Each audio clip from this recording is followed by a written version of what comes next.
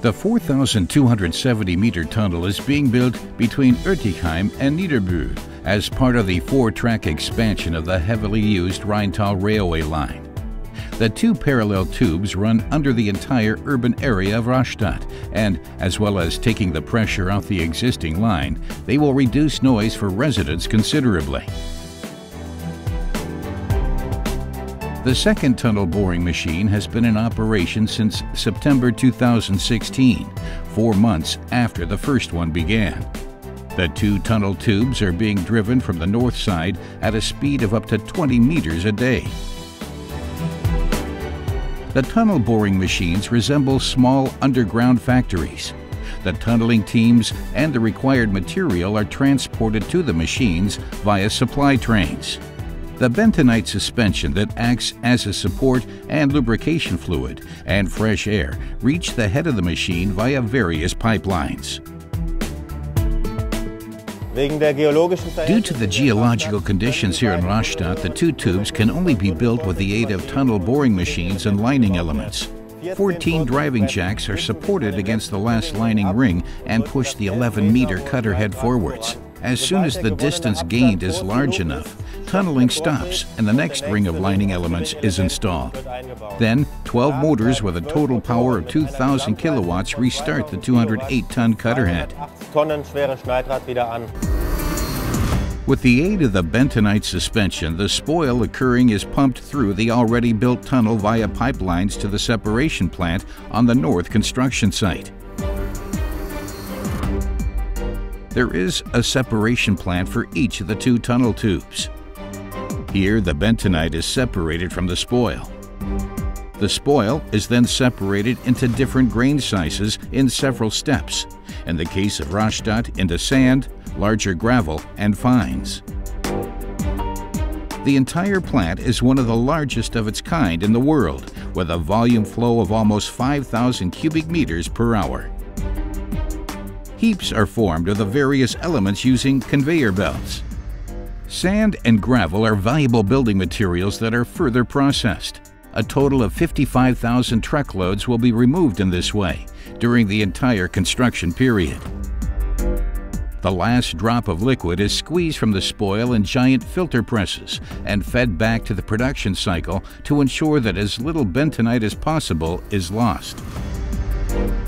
The bentonite mixture is retreated in the plant and also fed back through the tunnel to the tunnel boring machine via the pipelines. The bentonite suspension serves as support and lubrication fluid in the excavation chamber in front of the cutter head. The right formula is based on the condition of the soil through which the machine is moving.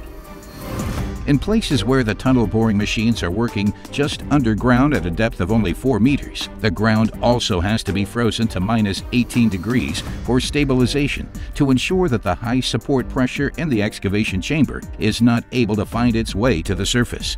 With the Rastatt tunnel, this is the case in 2 areas. Once in the Federbach depression, and here the freeze pipes were driven into the earth in the shape of a roof over the course of the tunnel. Thermostats on the freeze pipes are used to precisely monitor and control the temperature over the entire frozen stretch. As soon as the tunnel boring machines have passed the area, the frozen ground is thawed again, leaving no residues in the soil. Freezing the stretch leading under the Rheintal railway line is much more complicated. As we are tunneling under the existing Rheintal railway line, we have to establish a ring-shaped frozen zone with a length of 200 meters and a diameter of approximately 13 meters around the stretch of tunnel to be excavated. 42 freezing pipes are drilled from each of 4 freeze shafts at intervals of 1 meter and a length of 110 meters from either side of the Rheintal railway line, meeting in the middle.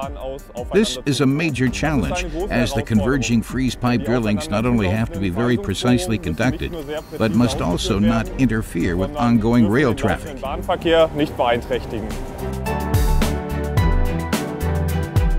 A special technique is used for the freeze pipes, combining flush and press boring. The drill pipes are pressed into the soil hydraulically. The soil is flushed from the borehole with the aid of a bentonite fluid. The fluid supports the borehole, thus enabling long boreholes to be drilled. The position of the drill pipe can be inspected at any time with the aid of complex optical borehole surveillance and, if necessary, corrected. The tunnel boring machine of the east tube will cross this area in the summer of 2017, followed by the second machine in the autumn. By then, the two machines will have installed the majority of the roughly 30,000 lining elements of which the tunnel is composed.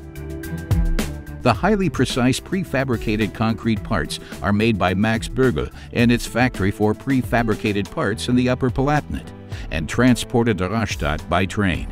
4 trains usually arrive in Rastatt every week with 161 lining elements.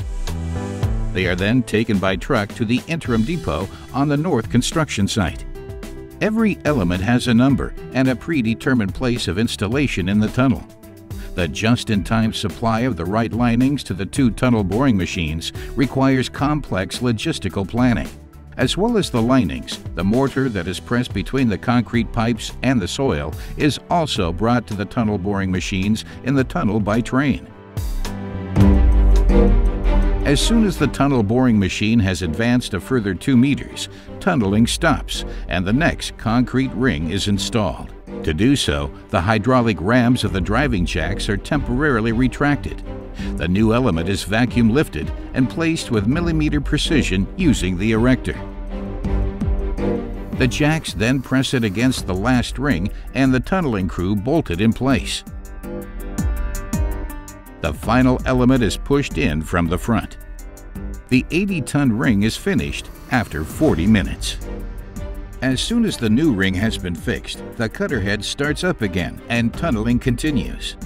The TBM driver has various monitoring devices to keep him informed at all times of the exact position of the tunnel boring machine. The machine's tunneling direction is controlled via the driving jacks, which are braced against the last installed ring. The supply and discharge pipelines and the provisional track at the back of the TBM are constantly extended. By the time the West Tube makes its final breakthrough in the autumn of 2017, the shell of the 2 tunnel tubes will have been completed.